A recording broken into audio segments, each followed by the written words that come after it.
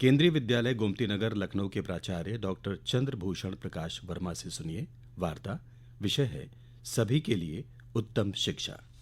जैसा कि हम सभी जानते हैं कि भारत एक ऋषि और कृषि प्रधान देश है, और जो हमारे देश में शिक्षा का कंसेप्ट है उसमें ये कहा गया है कि सा विद्या या विमुक्त है, जिसके पास विद्या है मुक्ति उसी को मिलती है। और शिक्षा के क्षेत्र में हमारे बहुत सारे महापुरुषों का भी अलग अलग कथन है। उसमें सर्वोपरि हमको स्वामी विवेकानंद जी का कथन याद आता है, जिन्होंने कहा था कि मनुष्य की अंतर्निहित पूर्णता को अभिव्यक्त करना ही शिक्षा है, या आप इसको अंग्रेजी में समझ सकते हैं, education is the manifestation of the perfection already in a man. और भी जो हमारे देश से बाहर के जो भी शिक्षा शास्त्री रहे हैं, उनमें नेल्सन मंडेला जी, उन्होंने कहा था कि education is the most powerful weapon in the world to change the world.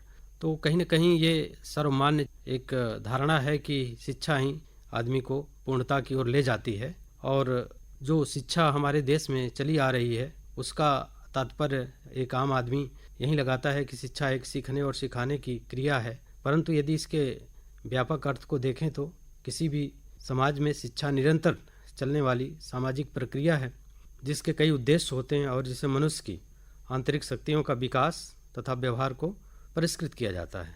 शिक्षा द्वारा ज्ञान एवं कौशल में वृद्धि कर मनुष्य को योग्य नागरिक बनाया जाता है। शिक्षा की महत्ता प्रत्येक देश काल और परिस्थिति के लिए उतनी ही आवश्यक है जितना पहले रही है। प्राचीन काल से लेकर आधुनिक काल तक शिक्षा के स्वरूप, उद्देश्य, लक्ष्य आदि पर चर्चा होती रही है और सदैव उसके वास्तविक स्वरूप को खोजने का प्रयास किया जाता रहा है। जो हमारे देश का एक ध्येय वाक्य था, विद्या या विमुक्त है, सा विद्या या विमुक्त है, जिसकी महत्ता पे हमारे ऋषियों ने ध्यान दिया और महत्व प्रदान किया। उनके अनुसार शिक्षा वही हेतु है जो मुक्ति का मार्ग प्रदान करे। मुक्ति का अर्थ सामान्यतः व्यवहार में हम लोग पलायन से लेते हैं, लेकिन विद्या का जोर इस पलायन पर नहीं अपितु धर्म के साथ जीविका उपार्जन और धर्म कर्मों की महत्ता पर है। शिक्षा को यदि हम व्यक्तिगत स्तर पर देखें तो मनुष्य को विस्मृति के अंधकार से निकालकर स्वयं की सहज अनुभूति से है।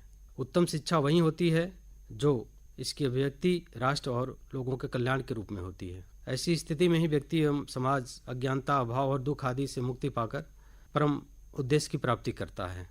और ये उद्देश्य सिर्फ और सिर्फ शिक्षा के माध्यम से ही प्राप्त किया जा सकता है। आज भी यह विचारणीय प्रश्न है कि शिक्षा का वास्तविक एवं उत्तम स्वरूप क्या है। शिक्षा के स्वरूप के संबंध में हम पाते हैं कि यह परंपरागत शिक्षा, आध्यात्मिक शिक्षा, औपचारिक शिक्षा, अनौपचारिक शिक्षा, भौतिक शिक्षा आदि प्रकारों में विभक्त है। शिक्षा का उद्देश्य मनुष्य को सारे बंधनों से मुक्त करना, जीवन जीने की तैयारी, पीढ़ी दर पीढ़ी संचित ज्ञान के भंडार को आगे बढ़ाना शिक्षा के सभी उद्देश्यों में आते हैं। सिर्फ साक्षरता तक सीमित रखने वाली शिक्षा अधूरी मानी जाती है। जो शिक्षा व्यक्ति के उद्देश्य प्राप्ति और उसकी ज़रूरतों को पूरा करने में सहायक बने, वही उत्तम शिक्षा होती है। उत्तम शिक्षा के तहत महज अक्षर ज्ञान, विभिन्न प्रकार की जानकारियाँ और जीवन यापन करना ही शामिल नहीं है, बल्कि यह उत्तम शिक्षा व्यक्ति के चरित्र, आध्यात्मिक अनुभव और सामूहिक रूप से संस्कृति के विकास का एक समुच्चय है। इंसान में ईश्वरीय गुणों और बाह्य सामर्थ्य के विकास का अवसर वास्तविक एवं उत्तम शिक्षा के तहत ही प्राप्त होता है। उत्तम शिक्षा द्वारा लौकिक और पारलौकिक दोनों प्रकार की उपलब्धियां प्राप्त की जा सकती हैं। व्यक्ति का सर्वांगीण विकास और संतुलित विकास केवल उत्तम शिक्षा के द्वारा ही संभव है। उत्तम शिक्षा है क्या, इसे परखने के लिए कई मानक हैं, जैसे जिसके द्वारा हम अपने जीवन के उद्देश्य प्राप्त कर सकें, जो जीवन मूल्यों एवं मानवीय मूल्यों की कसौटी पर खरा उतर सके, जो व्यक्ति को विनम्रता और सहनशीलता प्रदान करे, जो व्यक्ति के जीवन को संतुलित कर सके और व्यक्ति के साथ समाज के हितों को भी साध सके, एवं विद्यार्थियों के जीवन को संस्कारवान व अर्थपूर्ण बना दे। कहीं न कहीं आज की शिक्षा जो है सर्वांगीण विकास को प्राथमिकता न देकर केवल रोजगार प्राप्त करने तक सीमित रह गया है, जिसमें चारित्रिक संपदा एवं मूल्यों का अभाव देखने को मिलता है।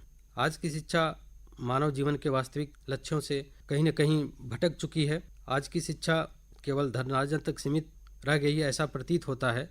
लेकिन उत्तम शिक्षा को समाज में फैली समस्याओं और विभिन्न प्रकार के दुखों के निवारण से लड़ने की शक्ति प्रदान करनी होगी।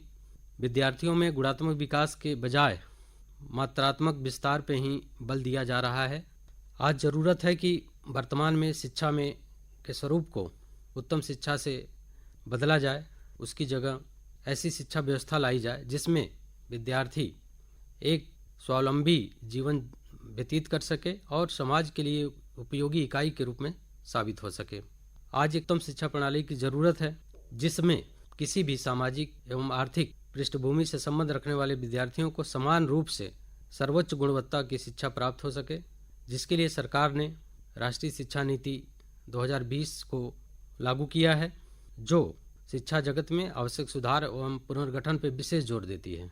शिक्षा समाज में बराबरी सुनिश्चित करने का एक बहुत बड़ा माध्यम है। हमें हर संभव पहल करनी चाहिए कि हर वर्ग के छात्र को शैक्षिक संस्थानों में प्रवेश मिल सके और उत्कृष्ट प्रदर्शन भी वो कर सकें। इस संदर्भ में सरकार की प्रमुख योजनाएं निःशुल्क और अनिवार्य शिक्षा अधिनियम 2009 एक बहुत बड़ा कदम है, जो सभी के लिए एक सर्वसुलभ उत्तम शिक्षा की व्यवस्था करता है। इस अधिनियम के तहत सरकार ने शिक्षा को सब तक पहुंचाने का सुनिश्चित किया है। प्राथमिक शिक्षा में लगभग सार्वभौमिक दाखिला हो चुका है और ग्रामीण क्षेत्रों के लगभग सभी बच्चों की पहुंच उच्चतर प्राथमिक स्कूलों तक हो चुकी है। लेकिन शिक्षा की उपलब्धता की चुनौती के बाद अब उत्तम शिक्षण और समानता को सुनिश्चित करने की ज़रूरत है। भारत में लगभग 1/3 बच्चे प्राथमिक शिक्षा पूरी होने के पहले ही स्कूल छोड़ देते हैं। इस बात का भी प्रमाण मिलता है कि बच्चे अपेक्षित स्तर तक सीख नहीं पाते। अतः हमारा यह लक्ष्य होना चाहिए कि बच्चों को उत्तम दर्जे की शुरुआती शिक्षा प्राप्त हो, क्योंकि यह जीवन पर्यंत शिक्षण का आधार होती है। राष्ट्रीय शिक्षा नीति 2020 के कई सिद्धांतों का उल्लेख किया जाता है जो छात्रों के हितों से जुड़े हुए हैं, जैसे हर बच्चे की विशिष्ट क्षमताओं को पहचान कर उनके विकास हेतु प्रयास करना, बुनियादी साक्षरता एवं संख्या ज्ञान को सर्वाधिक प्राथमिकता देना कि बच्चा जब प्राइमरी स्कूल पास करके जाए तो उसको जो भी बुनियादी साक्षरता होनी चाहिए उसके पास हो और उसके पास संख्यात्मक ज्ञान भी हो जो उसको अपने व्यवहारिक जीवन में प्रयोग करना पड़ता है। कंसेप्ट बेस्ड ज्ञान, ना कि रटंत प्रणाली पे जोर देना, और बच्चों को सीखने के लिए सतत मूल्यांकन पे भी जोर देना इस पॉलिसी की विशेषताएं हैं। तकनीकी माध्यमों को यथासंभव और सहज उपयोग करना, जिससे दिव्यांग छात्रों में विशेष आवश्यकता वाले छात्रों के लिए शिक्षा को सुलभ बनाने और शैक्षणिक नियोजन करने में मदद मिल सके इत्यादि। सरकार का प्रयास देश के किसी भी कोने में बैठे विद्यार्थी को हर तरह का वो संसाधन उपलब्ध कराना जिससे उसकी पढ़ाई बाधित ना हो सके। राष्ट्रीय शिक्षा नीति में 5+3+3+4 ढांचे में 3 वर्ष के बच्चों को शामिल कर प्राथमिक बाल्यावस्था देखभाल और शिक्षा के लिए ECCE early child care and education के रूप में एक मजबूत बुनियाद को शामिल किया गया है, जिससे आगे चलकर बच्चों का विकास बेहतर हो सके। अंत में मैं यही कहना चाहूँगा कि हमारे ग्रामीण क्षेत्रों के विद्यार्थी अपने आसपास के स्कूलों में जा करके सरकार द्वारा चलाई गई योजनाओं का लाभ उठाएं और शिक्षा के जो अवसर हैं उसमें अपनी सहभागिता दिखाएं और एक अच्छे नागरिक बनने के लिए अपना प्रयास जारी रखें। अभिभावक उनको अच्छे संसाधन उपलब्ध कराएं जिससे हमारे ये बच्चे आगे चल के देश के एक अच्छे नागरिक और एक समाज के सहयोगी बन सकें। अभी आप सुन रहे थे डॉक्टर चंद्रभूषण प्रकाश वर्मा की वार्ता। विषय था सभी के लिए उत्तम शिक्षा।